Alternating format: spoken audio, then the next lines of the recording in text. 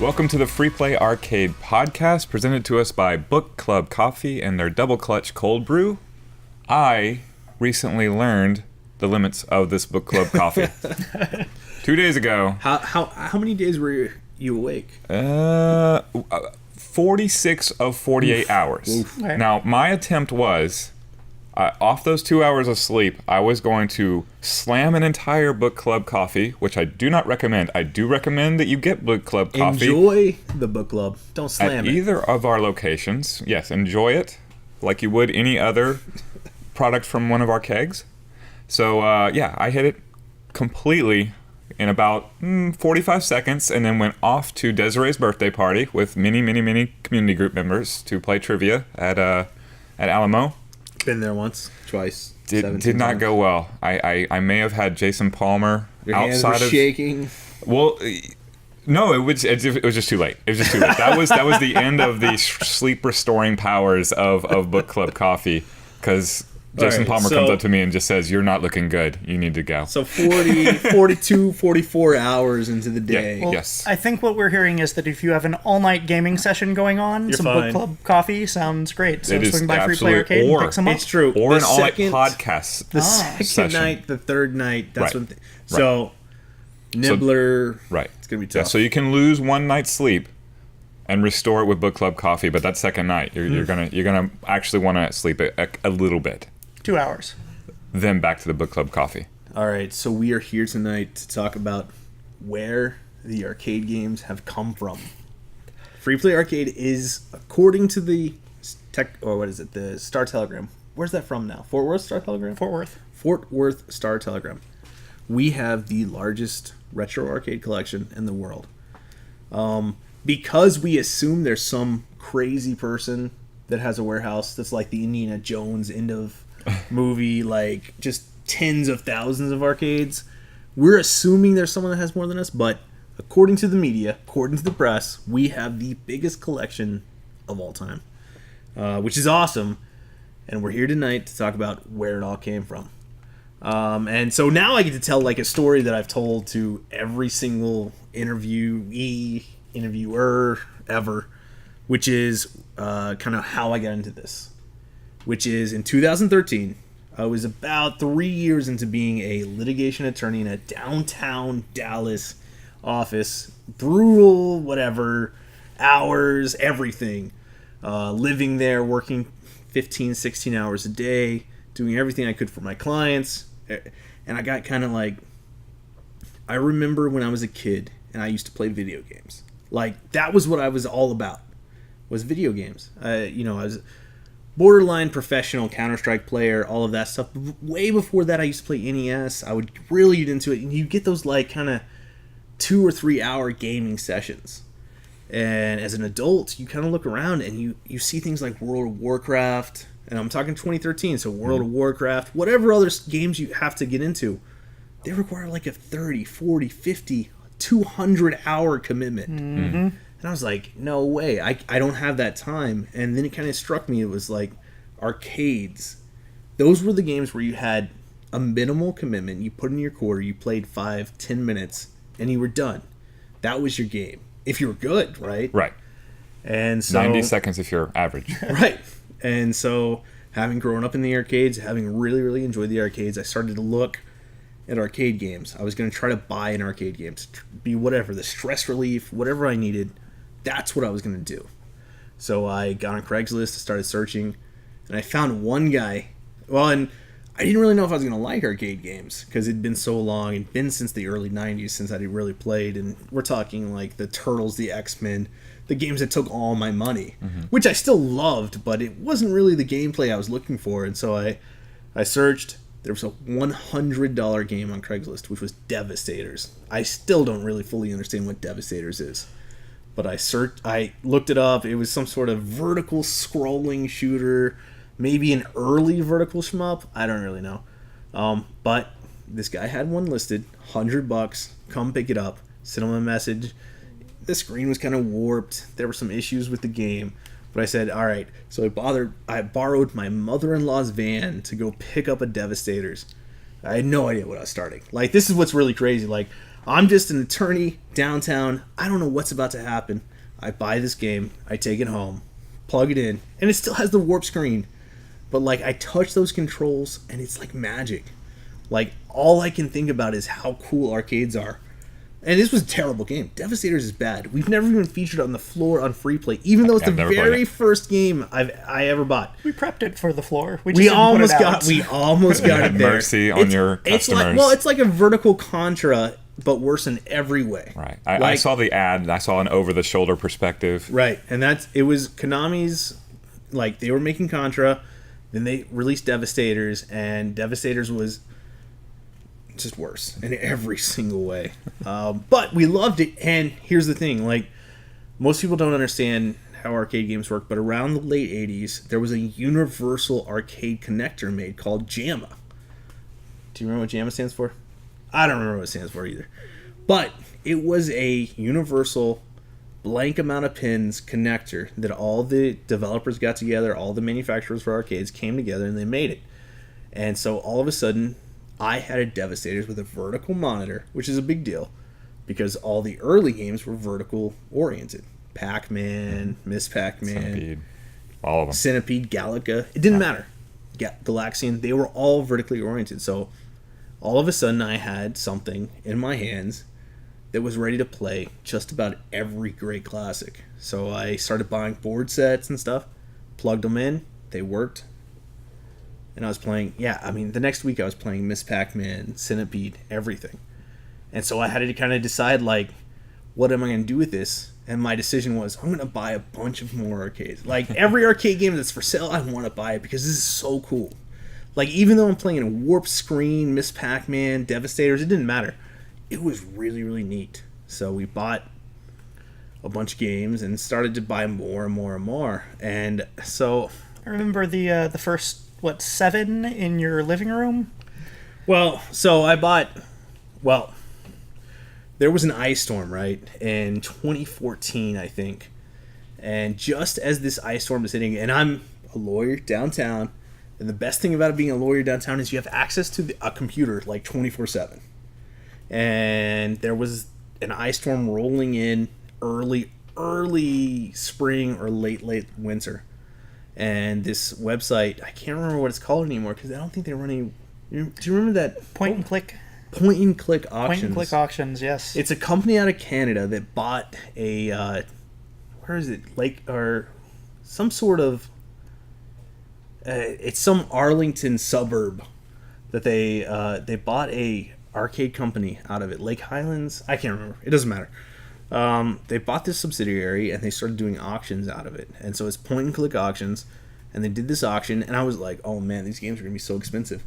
Next thing I know, this ice storm hits the same day their auction ends. And I'm buying games for like $10, $20. Mm-hmm. And we're talking high-end games. Our first Big Blue that we ever had, I paid $20 for it. Wow. Which, if you know anything about a Big Blue, it's the absolute quintessential Capcom cabinet, right? And it originally had a X-Men vs. Street Fighters in it. But then I owned 6 cabinets. And the arcade cabinets are big, right? Mm-hmm. So I had to start getting storage. So I just went to like the public storage nearby, got the first month's rent, and I told my wife, I was like, don't worry, they'll be way gone before that first month. Or I'm going to flip these and make a fortune. Mm. And I quickly learned I can't really sell these things. I love them too much. Even if I've never played them, I love them too much. So I kept buying, and I kept buying. And I had 20 or 30 cabinets. And I still had no plan. And that's when I encountered a guy named Kelly Ray. Kelly Ray. So Kelly Ray posts on the internet, and he says, I have 140 cabinets for sale. I refuse to break up my lot at all. One cash price, that's it. You have to come to me with this number that he was saying. No one came to him with that number. The next week he said, all right, I'm desperate. I just want someone to buy this lot for this amount. And I posted on his thread, and I said, listen, I can come with half. If anyone else can come with half, we can split this and figure it out. Next thing I know, I'm in like a partnership with another guy. We're all coming together. We're gonna buy his lot, and his lot. We went out and saw 135 games, and we're not talking like bad games at all. And I went ahead and I downloaded the list. Oh, it's been a long time since I've looked at that spreadsheet. Well, and this is basically when Richard got involved with all the arcade stuff. I had no idea I was going to open up an arcade ever. Before this, I'd like to... Yeah, Corey didn't have a plan. He just started buying. And he had this collection of 30, 40 games by this point. He knows he's going to do something. I remember you were talking about doing corporate rentals. He was still working downtown Dallas, and he said, I don't know, maybe I'll like put them in break rooms of these like high-end businesses in downtown Dallas. Which is still a good idea, but we're not ever going to do that. Because I love these things too much. But no, that was the first idea.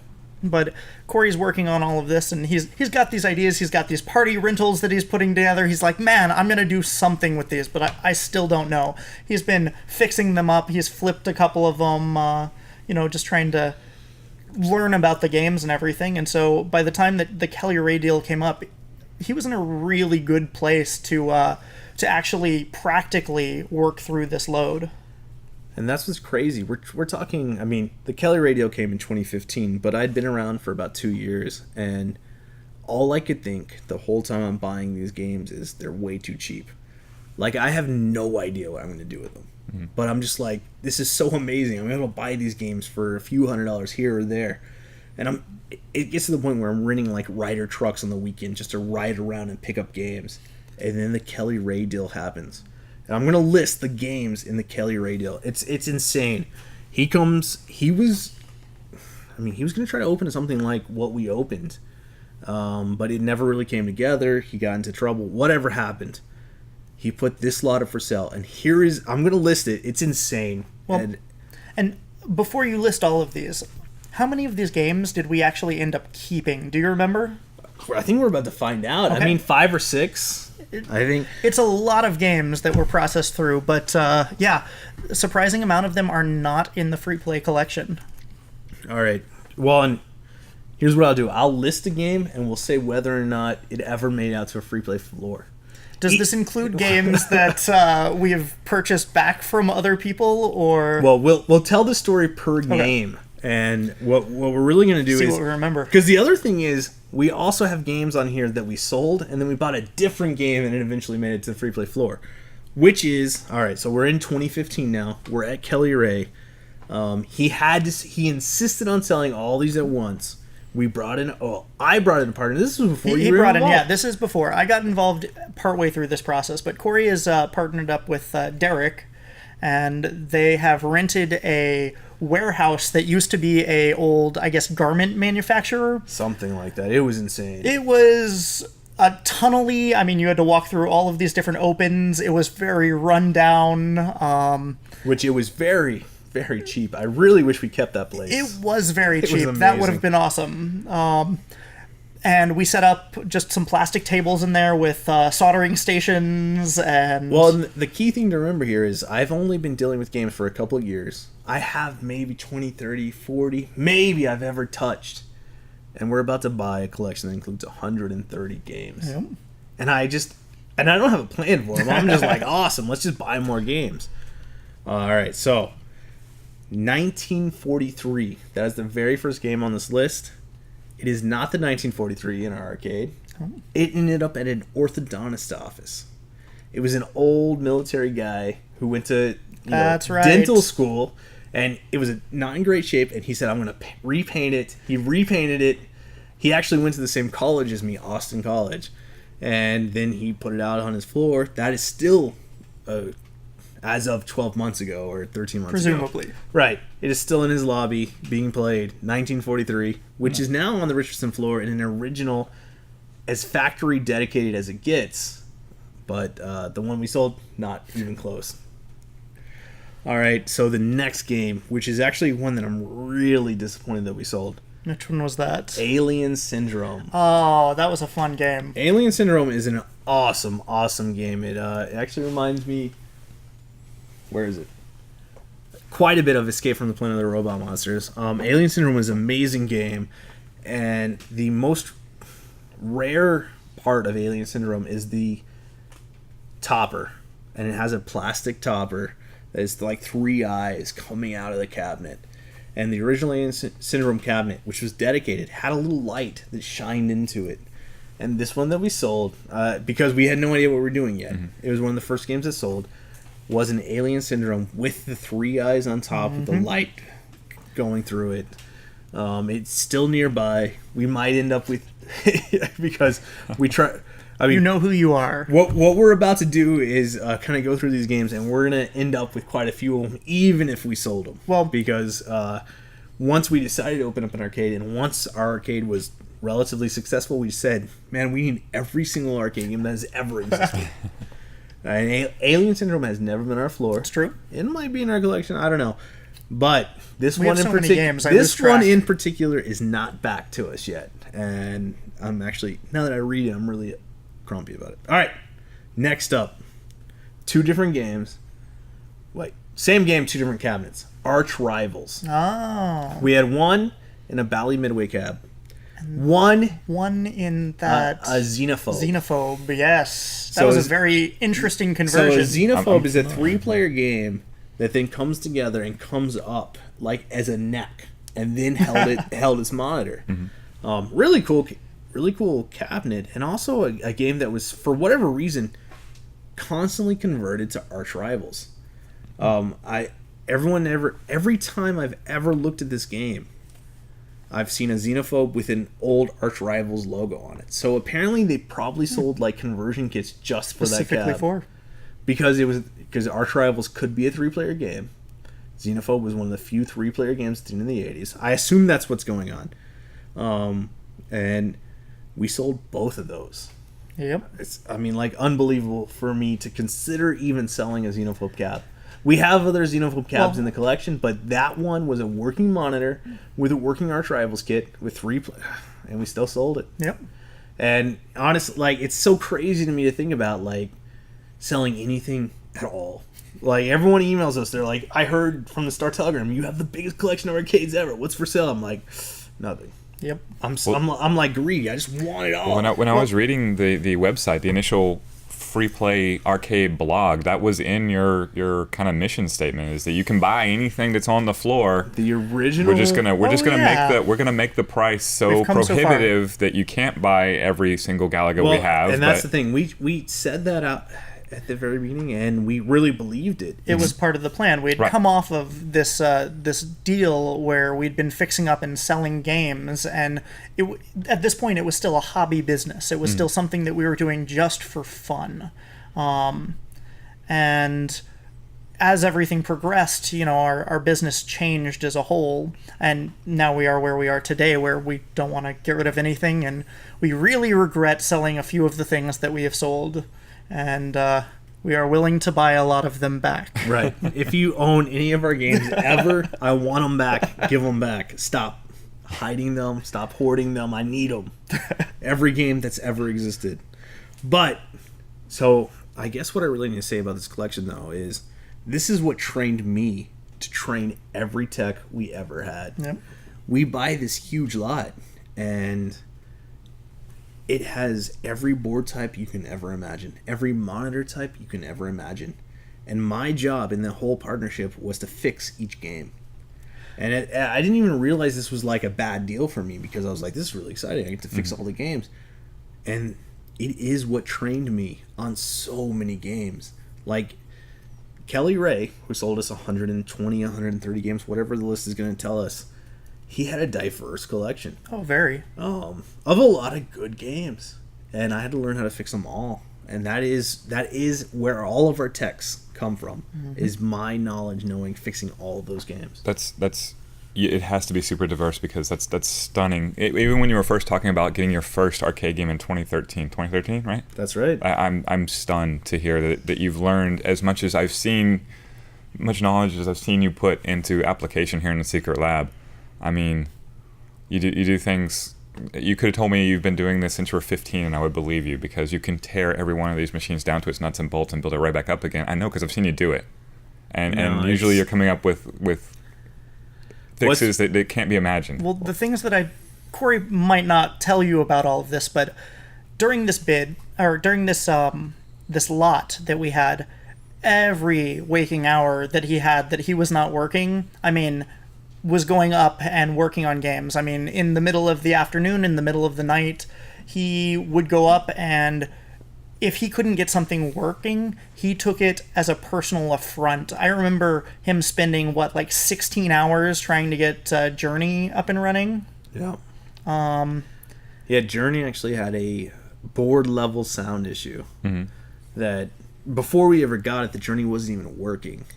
And then we got it to working, then we got it to playing its sound effects, then we could not get a single response out of the tape deck that we had, which was a new old stock tape deck, and we couldn't get a single response out of it, and it crushed me. Which fortunately gave me the skills to fix the next Journey that we got, which is sitting at Free Play Arlington and playing beautifully. And as you know, it plays the normal sound. You said obnoxiously, really, in an odd way. The normal sound effects really beautifully, and then the tape starts playing, and gosh, that game is really loud. Yes, we really need to figure out how to balance that. All right, so we've gotten through Alien Syndrome, 1943. So let's speed up a little bit, maybe, and otherwise we'll be here. The two arch rivals, and this is actually kind of a fun one. We get to Arkanoid, which was in a gray Taito cab, and I fixed it all, and we sold it, despite selling it is 3 games over there. About 2 auctions ago, 2.5 years later, it returned to me. A guy brought it to auction. I was like, man, is that mine? And I wasn't sure for sure. And then he came to me. He was like, you sold me that 2.5 years ago. And I was like, awesome. And he was like, I've done a little work. And so I want to know the detailed work. And then I was like, all right, I'm going to buy it no matter what. And there we go. We've got a gray Taito Arkanoid, which Arkanoid is one of the best breakout versions ever. Yeah, I agree. Atari made Breakout, and then Taito made Arkanoid, and Arkanoid was so much better.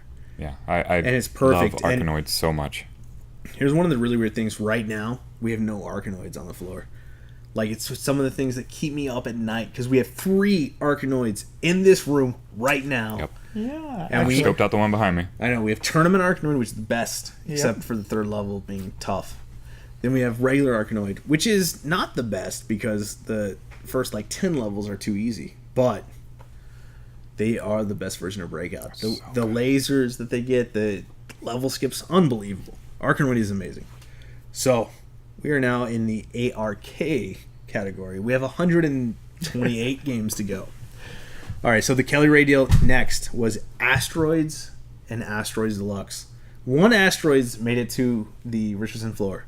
The Asteroids Deluxe I repaired from the ground up. I made it work, and then I asked an insane amount for it, and someone paid it. Now, we actually have 3 or 4 Asteroids Deluxe in the collection right now. Yeah. But no Asteroids Deluxe, except for the cocktail. The cocktail's been on the floor, but a stand-up Asteroid Deluxe has never made it to the floor. No. Really crazy. But I believe this Asteroids is the first game that made it to the floor. The Asteroids regular. Gotcha. Not the deluxe. The regular is the first game from Kelly Ray's collection that made it to the floor, and that is on Free Play Richardson's floor right now. With a beautiful looking monitor that Corey spent a very long amount of time to tune and dial into. Well, and I've probably redialed it 5 times since then, including a couple of days ago when the contrast was a little off between the missiles, the ships, and the asteroids. So then we get to Baby Pac-Man. So Baby Pac-Man was a game I never thought it was even possible to run in a place like ours, because Baby Pac-Mans are notorious for being difficult to maintain. They break all the time, they jam and everything. And we sold it. Not only did we sell a Baby Pac-Man, we sold 3 new old stock overlays on a Baby Pac-Man 2. Now remember, this is before we knew we were going to open up a retro arcade, anything, a barcade, whatever you're going to call it. We didn't know we were going to do this. We sold this to another barcade. For better or worse, that barcade no longer has a Baby Pac because they can't repair it. We now have a baby pack, and we've had a baby pack for 12 months. We have 3 All right, baby we have packs? 3. But on the floor, we've had one Okay, yes, for we've about got 12 one. months. And it is still playing beautifully. And this was It is. where I learned baby pack. I fixed this baby pack Mm-hmm. from the ground up. Because baby pack is an interesting game because it includes a video board that goes to the monitor, right? But it also includes a very, very complicated pinball system, which is first in line from the power. Mm-hmm. And without this baby Pac-Man experience, I would have never been able to fix any baby Pac-Man ever. Oh my gosh, we have so many games to go through. All right. We're going to... Badlands. We'll choose a few of them that we can just speed Nope, through them. we're going through each All of one, them? Christel, All right. because you insist. I insist. What's the game Badlands? Do you know the game Badlands? I'm not familiar with it. Badlands? We played it, but That's an Atari game, right? All right, hold on. Someone pull out their phone. We're going to look up Badlands. I believe Atari Badlands is a similar game to... What's the game from Wreck-It Ralph? Not Wreck-It Ralph. All right, Atari did make Badlands. It is fact checking live here. a 2-player driving game. This was a dedicated Williams game, actually, in a Williams cabinet. We fixed it, we built it, and this is actually the hardest Williams game that we had to repair. But it was an Atari release. Very, very weird game. Sounds like it. But it worked.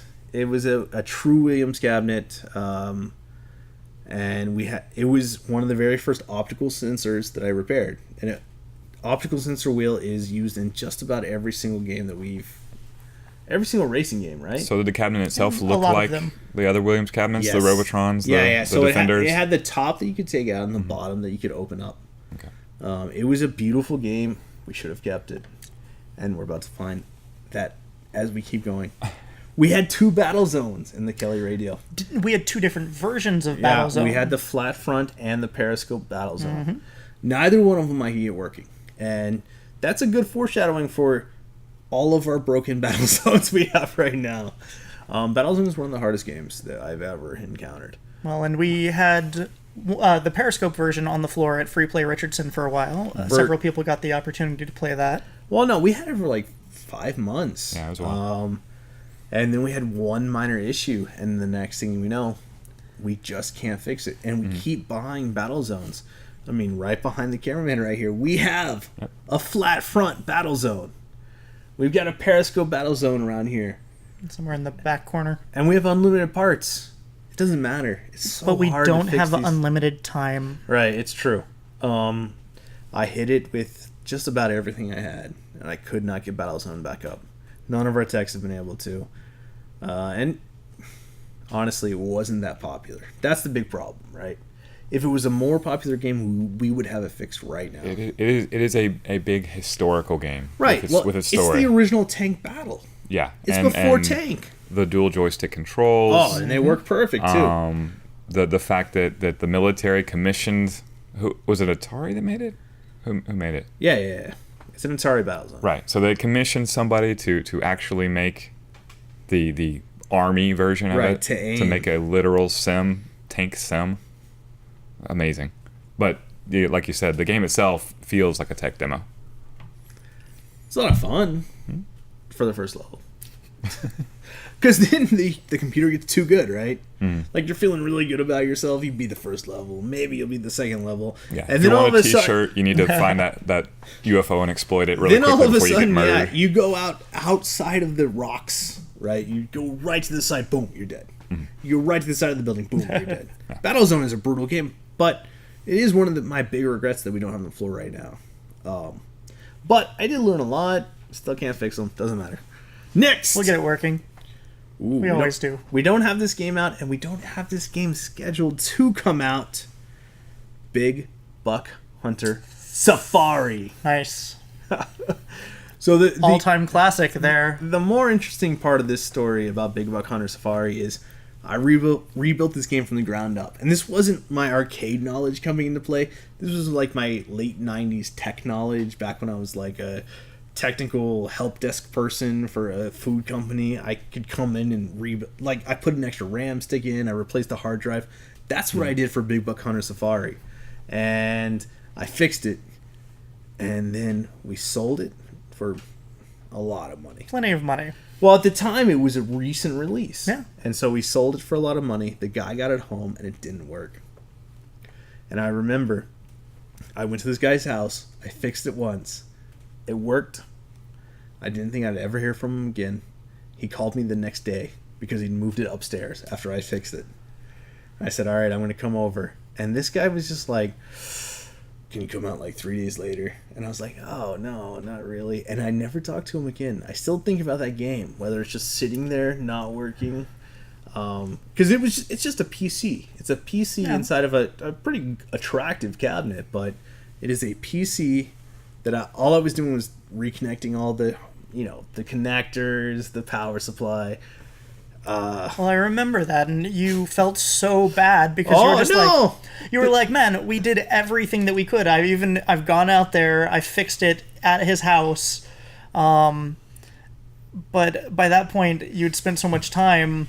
Well, and he stopped talking to me, and then he started talking to me again. It was like, it was my lesson that I'm not cut out to be an arcade repairman. I had to do something else. So then...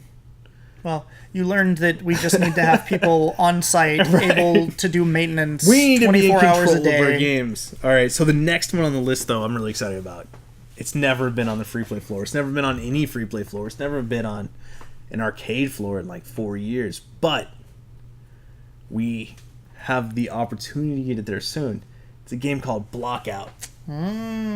So this is a 3D Tetris game. It's Chris, very trippy. I know Blackout. You know Blackout? Yeah. Have you played it? It's top down, right? Top down 3D Tetris. So I sold it, and I wish I never sold it. I sold it to Arcadia in Fayetteville, Arkansas. Fantastic arcade, by the way. One of our big friends, friend of Free Play, amazing guy. He's been here a few times. He is seriously like one of my best friends of all time, and he's amazing. But I wish I didn't sell him this game. Blockout is amazing. So what I made Richard do, and Richard actually found it. We own a new old stock Blockout conversion kit. Yep. It's the complete conversion kit. 100%. It includes all of the art, the entire board set, the controllers, everything. Is that vector graphics as well? No, it reminds a lot of people of vector graphics. Wire but style? It's a wire style raster because it's top down, so you've got all these. Kind of looks like this shirt, right? Right. Looking down. Oh my gosh, it's amazing. And it's the only time I've ever played it, except for our full complete conversion kit we have in our collection. And this shows how far behind we are because we haven't even considered putting it out. Yep. And we have when we opened Free Richardson, we said we're going to put out a game a week. And everyone said that's impossible. And we're actually at 127 games or 28, I don't remember. Since we opened. Insanity. We keep going. We drive ourselves crazy to keep these games rotating, but, it produces a product that people enjoy, so we're going to keep doing it for forever. All right, so the next game. Do you remember making those deliveries to that... Gosh, I hope he never watches it, but the kind of interesting, weird bartender guy who just kept building his collection in his living room. Chase still works for us. Chase, oh no! I mean, he was a cool guy, but like he was getting into arcades right as we were trying to sell at this lot. I delivered to him like 3 times. I thought you were with me 1 or 2 times. I don't know. I might have been, but honestly, we did so many games, they all run together. This guy was awesome. He bought the Burger Time from the lot. A Burger Time right now is almost impossible to find. We're lucky enough to have enough in the collection. So we have one at every location, and we plan on always having one at every location. But before this is the first Burger Time I played. Fixed it from the ground up. Made it beautiful. Made it work. It was awesome. And this guy, he was trying to build like an arcade for his kids or whatever. His wife or girlfriend was not happy about it. He was slowly taking over his house. And every week I'd get a call from him because he'd get his paycheck or whatever. And he'd be like, I want like 3 more games. So he'd buy like Burger Time and anything cheap. I mean, we probably gave him... I remember this guy now. Yeah. Okay. We probably gave him like 10 of our games. He probably has a great, valuable collection now. Yeah. But at the time, it was so early. He got a pretty good deal on some of those things. Yeah, it was so early in the arcade world. No one knew these retro arcades were coming. Nothing. So he got the burger time. And prices were pretty reasonable. And All right. So the next game went to a semi-local arcade. Tim, okay.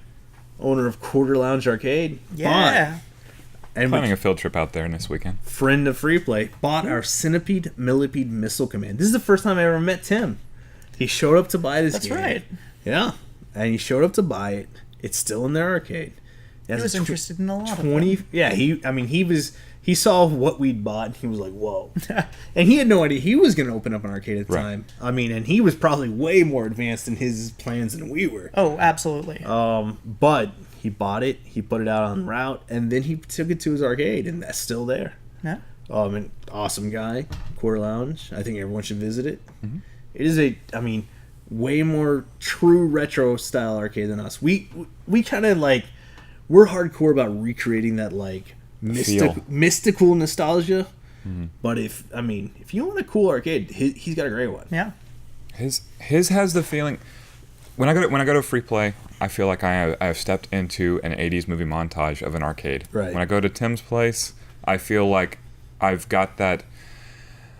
In the mid 2000s, like it went to all private collectors. Right. You know, pinball did the same thing. And as a fan of arcade games, it occurred to me I need to make a friend with this Right. within this group so that I can actually play the games again.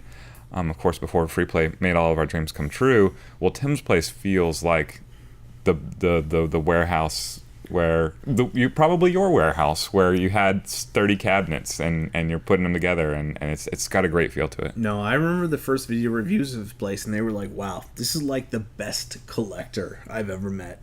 And he's just letting me play his stuff. And he's super nice. Yeah. And yeah, that's what he is. Amazing. So then we have the next, what is this? It's Championship Sprint. Okay. I remember where the game went. I hate that I sold it ever. Championship Sprint is on the same board set, of course, of, is it an AR1, AR2, AR3? Was this the one that made it onto the floor? This No, is not this the one- Championship Sprint. I think I know where this one went. It went to a garage. Okay, not the one I'm thinking of. No, it was similar. No, this was a solo delivery. And what anyone who's never moved a Championship Sprint doesn't know, it's like 550 pounds. Because it's an upright driving game. So they put like a huge metal plate on the bottom of it. And this was I was still an attorney. I was still trying to balance my two worlds. But this guy bought it. He paid more than I thought he should. But he just wanted this game. And everyone else that was selling like a real version of the game was asking way more. We're talking like $600, $700, which at the time I was like, whoa. If someone offered this exact same game to me back what I paid for it, I would. I have a wallet in my pocket. I'd throw it at him. I hit him right in the face. It would be insane. Like, he'd have a bloody nose from my wallet. But he bought it, and I moved it by myself. And as Richard knows, especially in our original truck, Oh, yes. moving a single game was very, very precarious. And I was acting like I was pretending I wasn't the same guy that sold him the game. So when I sold him the game, I was like, yeah, man, yeah, we can do this, blah, blah, blah. I'll send my team out. And then I sent myself out as a solo delivery guy. And I remember, I'll never forget, as the lift gate is going down, the game starts tilting forward, and I catch it as the lift gate's going down, and then it just starts beating into the ground and everything, and I click it back up, and I'm like, all right, yeah, man, I'm going to move it in there. And then it was just like, we're going to get to a pole position that we did the same thing. I get into the guy's garage. I'm like, where do you want this, man? And he's like, way up on these steps. I was like, oh, no. And so I'm like, no problem. And so I lift it up. And it's rough, each step. Oh, we've had so many rough step deliveries. And so I think, oh, my God, I hope it turns on. And so I plug it in. It works. The monitor comes on. And it takes like 2 minutes for the monitor to come on. And I was like, that was actually how long it took before I moved it. So it turned on. I ran out there, and I was like, are you okay? And he was like, yeah, man, this is exactly what I wanted to buy. And now I think he was like a genius because that game's probably worth $2,500 now. He bought it for $600 or $700. It was, God, I want that game. Just the boards. We've used those boards for so many things. Wow, we are not making very fast time. No. But the next game is one of the rarest. Circus. Oh. Do you remember Circus? I remember Circus. It's a black and white game, and it had a molded plexi front that has CIRCUS like bezel, but it was like Custom molded. Yeah, Circus popped out. Okay. Very, very rare game. Fortunately, one game we never have on the free play floor.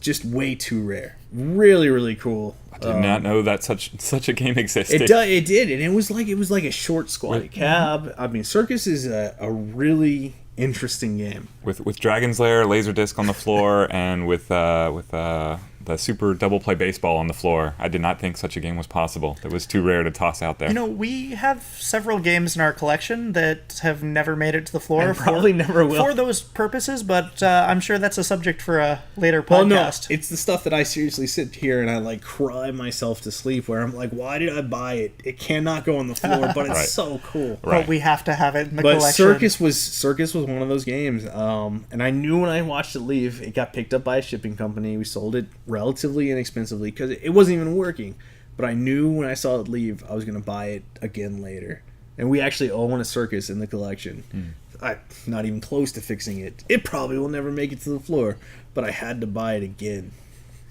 Alright, so we had a brutally beat up Defender, also in the collection.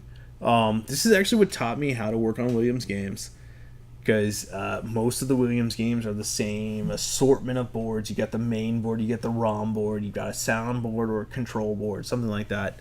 And I got this game like 96% of the way done. It was so close, and then I sold it because, as you're about to see, as we work through these, there were so many games. If I got them that close, I would just sell them. But it's another game, like, if I had it back, I'd buy it right back. Oh, absolutely. Well, I think a point that I'd like to hit just real quick is something we didn't touch about this collection is when we had bought all these games, we were under the impression that a large percentage of them were fully functional. Certainly when we went to look at the games, they looked great. We were told they were all going to work. We didn't plug them in. We didn't test any of them. The first day that we moved games into the warehouse, we moved about 80 games in, and of those 80 first games that we moved in, I think 15 of them we said were working, and sometimes working was just as good as there's an image on the screen, it's not the right image. So all of these stories that Corey is telling about, all of this work that had to be done, a lot of it was legitimate work, and some of these games we actually already had sold before we even had to put work into them. That's true. So we put 12 to 14 hours worth of work into a game after it was sold, and we sold it for like $400. Well, that's the crazy thing. Like, we were selling these games as working before we even got them in. Oh, yes. So we had to fix them because the shipper was coming, and so I would stay there for 12, 14 hours trying to make them work. And again, this is way before Richard even joined the team, before we were even partners. This was before I was a partner, but at this point I was tagging along with Corey every chance that I got. We were working on boards, we were doing things. Corey is trying to figure things out, and I'm watching Corey figure things out and asking him, what are you doing? Like, I don't understand. I've never worked on arcade games before. I mean, I'm familiar with some of this stuff, but this is a whole new world to me. All right, so I'm going to try to... We're still way early on the Kelly Ray lot, but I'm going to try to blaze through it. We had a Crystal Castles Cabaret, one of my favorite games ever. Crystal Castles, amazing game. I didn't even play it until later because we bought a Crystal Castles Cabaret. It had some issues. We immediately sold it. It got shipped off. It was like converted to a Tetris. Cabaret, is that the same that we see on the floor now? So Cabaret means skinny, small. Okay. We own quite a few of these cabinets, but they don't really make sense to put on free play's floor because we already have so many games, right? So people are already so tight fit that a Cabaret, though we own some and though we love them, would never fit. There's a Satan's Hollow right over there that is super small. Gotcha. That's a Cabaret. Gotcha. There you go. There was a DK Junior in this collection. Didn't make it to our floor. Sold it, fixed it, got it out of there. Yep. At the time, no one ever thought DK Jr. would ever be remotely valuable because it was so hard. And it's still so hard. But now most arcades are putting a DK right next to a DK Jr. And then the Uber arcades are putting out a DK3 too. Yep. I've heard local arcades are doing that, but so we have that right now at Free Play Arlington. Yes, DK3 is in Arlington. And yeah, DK3 is. I don't know if we have DK Junior in Arlington. We don't yet. Yeah, 2 DKs. We have DK1 and DK Junior at Richardson. DK Cocktail, and then DK3 at Arlington. Yes. A throwback to an earlier episode where someone complained that we didn't have Donkey Kong on the floor of Free Play Arlington, even though we had 2. That was tough. Then we had 2 Donkey Kongs in the Kelly Ray lot. I fixed both of them and sold both of them. Never made it to the Free Play floor.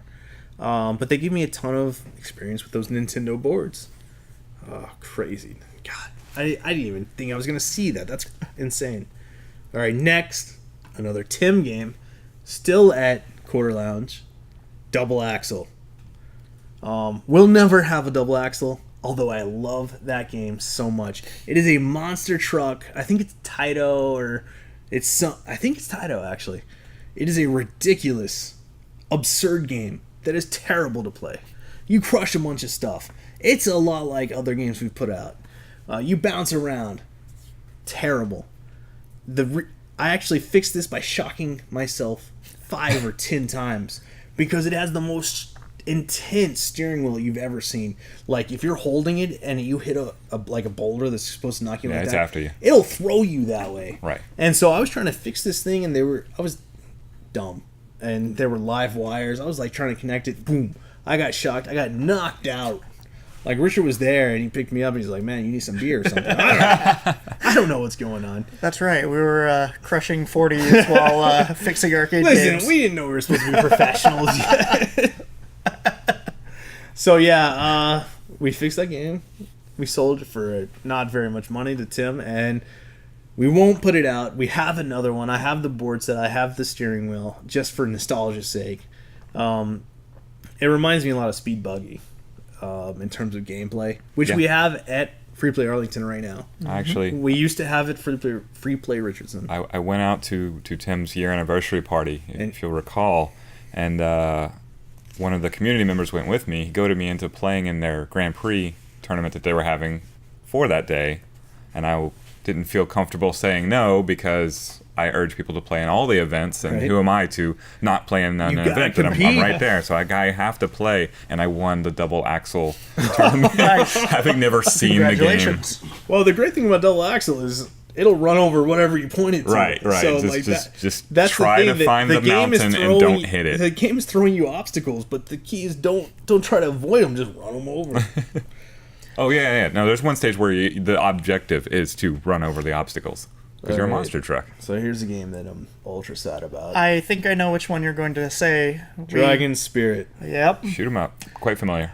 Oh, it's such a good game. It is a brutal game. Dragon Spirit, they made, I don't remember what it was, 500, 750 dedicated cabinets. It was a very low run dedicated cabinet game. They made quite a few conversion kits. We had a dedicated, perfect Dragon Spirit. It was beautiful. And we listed it for sale. No hits. And then I was like, awesome, we're going to have to save this. We're going to have to keep it. Oh, no. You were like, if it stays listed for another week, we're going to buy it. And then a guy jumped and he paid asking. And, I mean, we're talking back in 2015. Our prices were already high, and we let it go.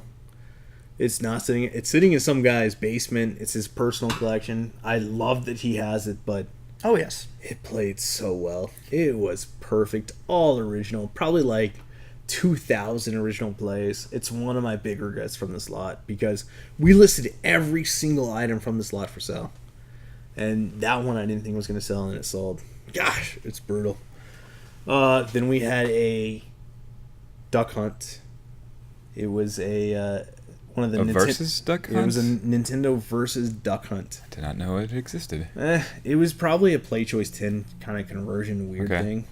But it used the original versus gun. Mm-hmm. Never even turned on. We didn't even get close. Like, that was one of the games we listed for sale, and so many people came out. They were like, I just want a Duck Hunt. I don't care what it is. Mm-hmm. We don't even know. I honestly don't even know what it was because I never looked inside of it. It sold before we even tried I mean, we plugged it in. It didn't turn on. We listed it as non-working. Yeah. Because that's how all of this got posted. We just put a list of games up online with all of the information we knew about them after plugging them in and updated it as things went. Gosh.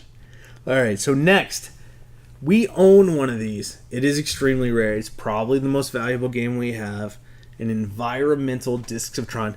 Now, just for a split second, we have to kind of, like, we're on the E's of this deal. We're on E. This is one game lot purchase. Mm-hmm.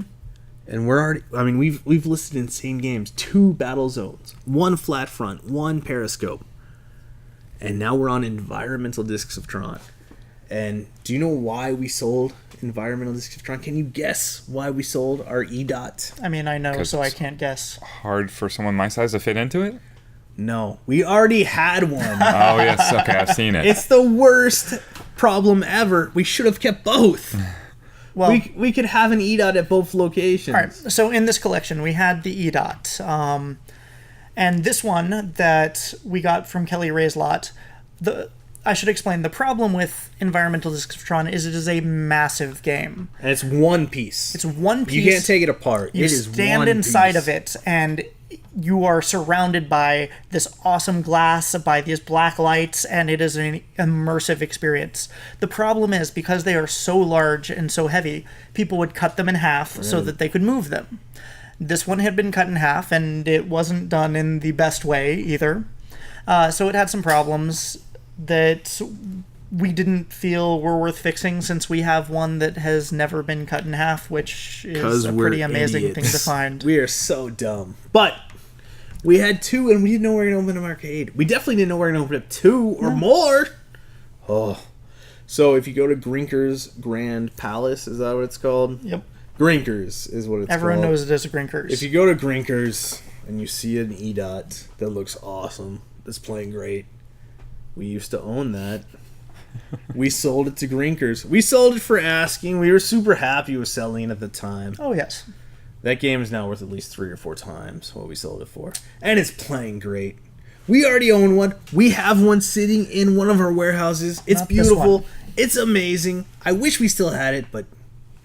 My first trip behind the scenes, I noticed the E-Dot. Well, yeah, the E-Dot is... I mean, we used to... I mean, we were being kind of goofy about it, but anytime we were giving a tour, we'd mysteriously go next to the E-Dot because it was so amazing. The real problem came when we had games that we were trying to sell, and they were terrible games. You know, we had, what was it we posted online, Double Cheese or something? Oh, yeah, the Double Cheese, a Chuck E. Cheese. Old Chuck E. Cheese ticket game. Yeah. We post a photo of it online. It happened to for be sale, next to the E-Dot. and it was next to the E-Dot, and everyone was like, man, I don't want that double cheese, but is that Discs of Tron for sale? I'll give you the same amount of money for that one. Right. Like $250, like. Well, and yeah, that's the hardest thing. Like, we have a stand-up Discs of Tron, which came out of this lot. I don't even know where it is. But we have a stand-up Discs of Tron right now at Arlington. We have an E-Dot in our warehouse, but that E-Dot in particular, even though it was cut, kills me every second of every day. Oh, absolutely. Because we weren't there yet, but clearly Grinkers already was. They sent us their text. Their text had it up and running like the next week. Yeah. There was a video of it playing on YouTube, and I looked at it and I was like, oh my god, that's ours. I can't believe it. Now, if I remember correctly, though, they were missing... The version that we sold was missing some of the glass. And I don't know how. Within a week, they had it put together. Really? Looking perfect. No, there's a John's Arcade, which you know John's Arcade. Absolutely. He does YouTube videos, arcade YouTube videos. He went and he did the Grinkers or Grinkfest or whatever they do once a year. And it was like 2 weeks after we sold it, a week after we sold it, they had it put together on their floor. And I thought it was missing glass, and I don't know how they did it. They had it printed. Good for them. This old game I was so mad. I was like, no way. So I guess what we're really getting to is we need to put together our E-Dot and try to get through this list of Kelly Ray games. Yes, we do. All right, so I'm gonna skip Force 2006. That's a weird upright gambling game.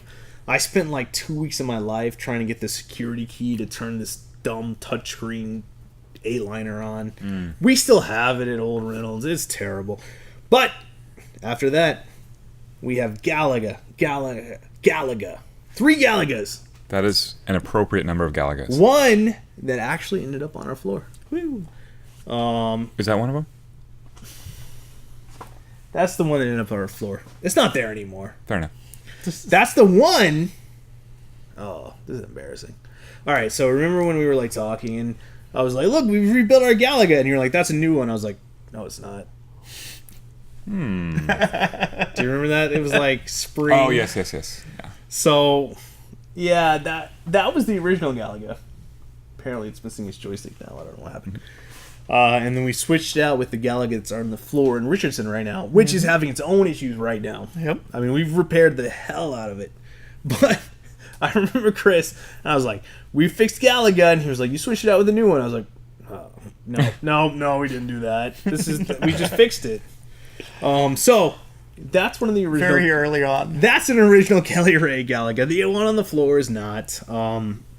Someone go find the Time Pilot 84 cabinet. That's my favorite. It's around. Mystery cabinet. Wait.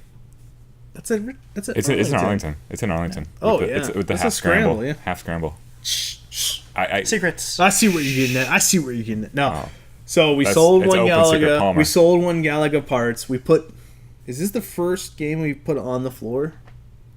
Yes, I think first Kelly Ray game on the floor. I think that's possible. You'll have to go back because we've been talking for like 2 hours about Kelly Ray games. But I think that's the first game that made it to the floor. And now we're going to talk about the game that still crushes me. Galaga 3. Gapless. Another game we sold to Arcadia up in Fayetteville, Arkansas. Good people. Dedicated. Is Gapless a different game? No, Gapless and Galaga 3 are the same game. Okay. I don't actually know why they changed the name. They changed the name. Probably for some weird licensing thing. I don't know. We had it dedicated, though. And it turns out, no one even knew this when we sold it. They made like 400 dedicated. And we sold it to Arcadia and Fayetteville. And I felt bad. I mean, we sold it for a huge price at the time. And I felt bad at the time because I thought I was ripping them off. Turns out they were ripping me off. I love him, though. Shea, Fayetteville, Arkansas, Arcadia. He's amazing. Check it out. You can probably still play it now. $5. Yeah, $5. That's a crazy price. it's crazy. That's all it's they awesome. charge. No food or drink though. Oh my god. All right. Next up. All right. This is not at Arcadia.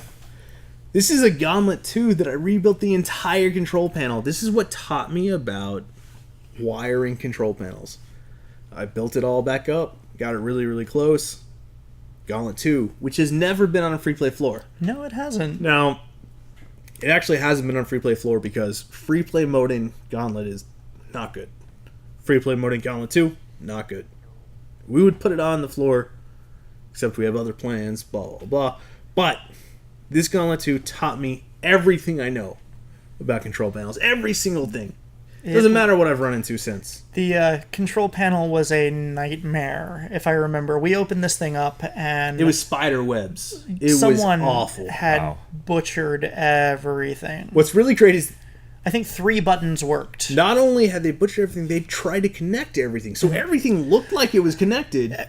I just had to rebuild it from the ground up. The wires were too short, so if you tried to open the control panel, like, it would get snagged on the wires. Some of them were, just woven in, and it was connected, but When you say spider webs, are you referring to the wires or actual spider webs as well? a Sure, little both. both. Yeah, wow. But primarily, the wires were just poop, poop, poop, poop, poop, poop. And it was like they had decided how to connect them at random. Some stuff worked, but I think it was just pure luck that anything still worked. So I rebuilt it, we sold it, and we took the money. We kept the next game, which is the first game that's still on any of our floors. You played it recently. We did a feature about it recently. This is a dedicated Ghost and Goblins. That Ghost and Goblins came from the Kelly Ray lot. We rebuilt it. It's beautiful. It had a bad power supply. It had a couple bad chips. boom, it's back. And it has run. How long have we been open? 18 months? 19 months? Yeah. Whew.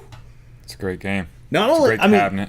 this was one of the first games that, like, our fans, our original reviewers mentioned. They were like, wow, they have a Ghosts and Goblins.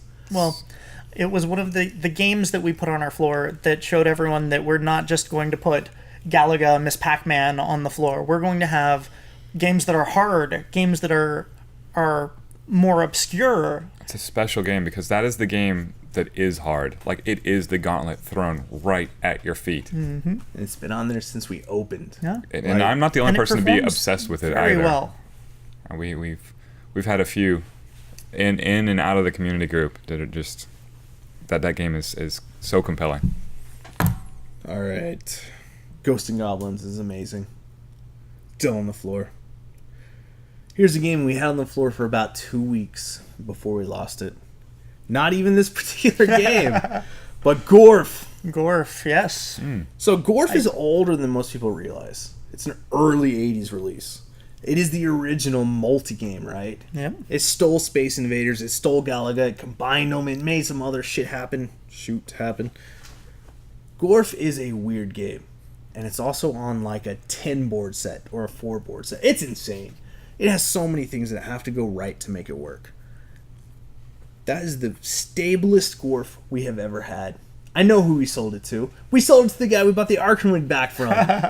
He still has it. He didn't mention the fact that he still has Gorf. I asked him about it. I said, hey, man, you still got the Gorf? And he was like, oh, it's working perfect. I still get requests for that game. We own like 7 Gorfs. And they're all garbage because it's so hard to keep them running. Yeah, I played the one version that made it out very briefly. Well, to be fair, Corey says we own 7 Gorfs. We have bought several of them in pieces and non-working states as well. Hey, we have a Gorf Cabaret, which Chris doesn't even know what a Cabaret is. And that one works beautifully. I apparently I had a Cabaret in my living room for You definitely did. a year and didn't know what a Cabaret The was. original Gorf, there's a video of me somewhere degauzing the Gorf as I walked towards it and then walked back and pushed out the... I remember that day. It's not on the floor. Next up, a gunfight. So... Cool looking cabinet. There's a whole like generation of black and white shooters, which are the like you look through, it reflects on a mirror straight down. Gunfight is one of them. They are terrible to fix. We got rid of it. We never even tried to fix that one. It's true. Because instead, we had another game that I fixed and still sold. Gyrus. Gyrus is on the Richardson floor right now. It is. That's my. I've bought so many Gyruses. Gyri? Gyri? Gyri is the best sounding early 80s game of all time. The cabinet is built like a giant speaker. Right. It's all built to just hit you with that amazing wong. Like, it's amazing. It is the best soundtrack that I know of. It is the inspiration of the scavenger hunt item, find a game with a public domain song in it, because it just assaults you with that song, which is it's good, great. Which the nice thing is we sold it. We've now bought 10 of them. I don't even know. We got Gyruses everywhere. Gyri. Whatever it is. Track. Oof. The next game is the very first cap kit my wife has ever done. Oh. Kelsey did a cap kit on Indiana Jones and the Temple of Doom. The game was in collapse. It was doing terrible.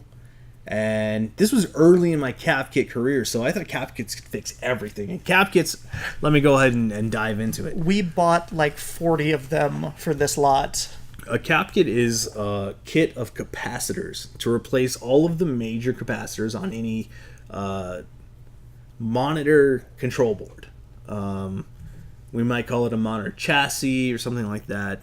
It will replace everything that could wear down, and capacitors are naturally designed to kind of die every 20 years or so. They have an electrolytic fluid inside that'll either burn up, dry out, or in the worst case leak out and destroy everything. Which has happened on a few occasions. Absolutely. So Indiana Jones, this was probably the 5th or 6th cap kit that we did in the lot. I asked my wife to come in. She'd done like stained glass and stuff. She'd done soldering before. She replaced it, and unlike every other person's first cap kit ever, the game turned on and it worked perfectly. And we sold it. We sold it for not enough money. Not enough money at all. But that's okay, because we bought one back and have one on the floor in Arlington right now. We have an Indiana Jones and the Temple of Doom in Arlington that only still has less than 30,000 plays. Even with 20,000 of them being free plays. So that is an amazing game. It turns out that's incredibly rare. We didn't even know that was rare at the time. That was an Atari System 1 game. It was just so much fun to play. And there you go. All right, I can take credit for about 10 of those plays at searching for whips and nays. All right, we've already talked about this game a little bit. Journey. This is the game that beat me. I had fixed, up to this game, every other game. This game won because I could not finish the sound. We sold it for an insane amount of money. We sold it for more money than our current Journey, which is running the original tape deck on the original tape on the original board, is working with. I mean, we sold it for more than we paid for that. But this game beat me. I could never get the Journey sound effects and the tape to work together, even though I got the game to work perfectly. And you have to understand, this is like 12, 13, 14 hours of my life I dedicated to trying to fix that Journey. It's a 3-layer board set that we put in and took out of that cabinet 40 times. Yeah, it's an MCR game, like Tron, Discs of Tron, a ton of other games. But despite everything I'd learned fixing those games, I could not get Journey up. Journey's only special thing it has is that tape deck. Right. And this tape deck is, I mean, that's a real 80s tape deck with a looping tape. And if you've been in Free Play Arlington, it's actually a special experience, right? Or if you watched Lauren Featherstone break the world record tapper. If you've ever been in there for about 10 hours total, you have heard the Journey song, and it just plays as loud as possible. And we don't actually have it turned up that much, but compared to the sound effects, that tape is supposed to play. Well, you get to the concert, and that just, you can jam out to it. Every time it hits, your first thought is someone has an obscene, like, car stereo. Or they've broken our stereo system. Right. No, every time I get up and I'm like, what is this? What is going on? It's always Journey. Someday, or whatever it says. All right, so then we had a joust. Is this the cocktail? Oh, that is the cocktail. This is the cocktail. All right, so we had a joust cocktail, and I will talk about how rare that game is on the next episode of this amazing podcast, because it is I don't know, 1 in 500, something like that. But for the Free Play podcast and for Book Club Coffee, we've got Double Clutch Cold Brew. Double Clutch Cold Brew. We got Chris Delp. That's right. Corey Iden. And Richard Trigilgas. Boom. Good night, everybody. Night.